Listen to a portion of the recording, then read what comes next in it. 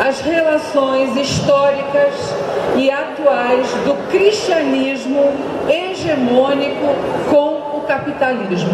Companheiros e companheiras, nossas igrejas são uma vergonha. Segundo, e eu quero estar com vocês, porque com vocês dá para mexer nesse vespeiro. Segundo, eu estou aqui porque eu e vocês, nós renegamos toda a adoração do capital, toda a religião do consumo, todo o fundamentalismo da prosperidade que se esconde e se alimenta dos espaços teológicos e comunitários cristãos. Entraram para dentro das comunidades, balançando para Jesus, vendendo CD gospel e fazendo do Evangelho, da proposta de Jesus, uma coisa patética. Eu estou aqui também porque eu nego todo e qualquer uso da fé cristã e da Bíblia como justificação para guerra, para discriminação, para destruição de outras religiões e outros modos de vida. E eu vim aqui também porque, junto com vocês, eu quero afirmar que nós, cristãos e cristãs, somos uma religião entre outras, muitas outras. Nós somos um povo de fé entre outros povos de fé. E nesse sentido, nós como cristãos e cristãs, o que se pede de nós é a luta pela justiça, o amor, a misericórdia e andar humildemente com o nosso Deus. Chega de prepotência dos nossos bispos, dos nossos padres, teólogos, gente que está deixando o cristianismo virar mercadoria.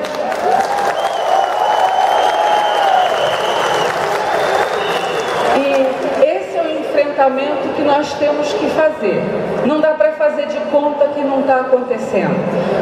A igreja faz parte da luta de classes. E como produto da luta de classes, o mercado disputou a religião, nossas hierarquias, não foram capazes de resistirem e hoje nós estamos com um grave problema. Esse encontro aqui vai exigir muito de nós. Nós não vamos idealizar quem nós somos, nós estamos com um problema. E é junto que a gente vai conseguir fazer o trabalho de crítica, autocrítica, organização e disputa. Para que o Evangelho de Jesus não vire mercadoria na mão dos espertos do sacro negócio. Bom, dito isso, eu quero discutir com vocês então. E se eu estou no lugar certo, se vocês também querem discutir o que eu quero discutir, eu quero discutir então o summa causa, do bem viver. Mas o Pedro já começou dizendo que não é uma idealização do passado, nem um utopismo vazio, é herança e promessa. Como herança e promessa, a gente retoma as sabedorias dos povos originários ainda presentes, mas nós retomamos compromisso com esses mesmos povos originários, porque idealizá-los significa que a gente não está percebendo o quanto que as políticas hoje no Brasil têm faltado para com os povos originários, com os povos indígenas. E são sem nenhuma idealização. Eu diria algumas palavras eco-interdependente, eco-socialista e ecofeminista.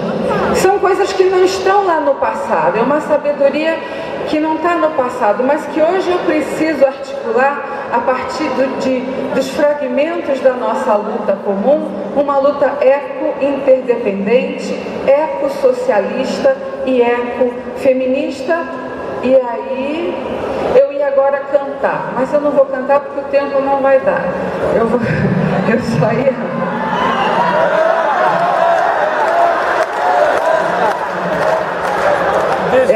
Vocês querem ver eu passar vergonha, né? Desde que não venda CD depois? Eu ia cantar Mercedes Sosa, tem até aqui, mas vai tomar muito.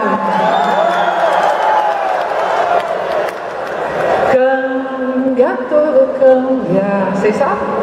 Cambia, todo cambia, pero no cambia mi amor, por más lejos que me encuentre, ni el recuerdo ni el dolor de mi pueblo y de mi gente. Y lo que cambió ayer tendrá que cambiar mañana, así como cambio yo en esta tierra lejana. Bom, todo mundo conhece. O importante nessa música da Mercedes é da gente não transformar as sabedorias latino-americanas em coisas fechadas no passado, mas que a gente consiga dar as respostas antigas e novas, como herança e como promessa. E aí nós temos que manter nossa capacidade de crítica, nós temos que largar o relativismo preguiçoso, para que a gente possa dar conta das novas perguntas, algumas delas que o Pedro já respondeu. Então, vou dizer uma coisa, é só uma coisa, depois a gente conversa, vocês me pegam lá fora depois. Eu quero denunciar aqui um uso e um abuso do feminino nos imaginários agrícolas e ecológicos. Vou cantar de novo. Laranja madura na beira da estrada. Eu acho que ou tá bichada ou tem marimbondo nesse pé. O jeito com que a questão do feminino aparece nas discussões ecológicas, do suma causa, e eu quero destrinchar isso um pouquinho com vocês. E vou começar, queridas amigas, bom dia, faz de conta que nós estamos na televisão, e nós vamos agora com ela, Ana Maria Braga.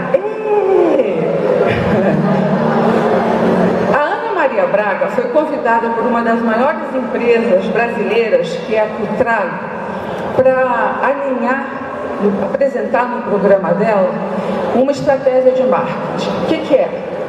A Cutrale, Del Valle e Coca-Cola, as maiores empresas do setor de suco a nível internacional.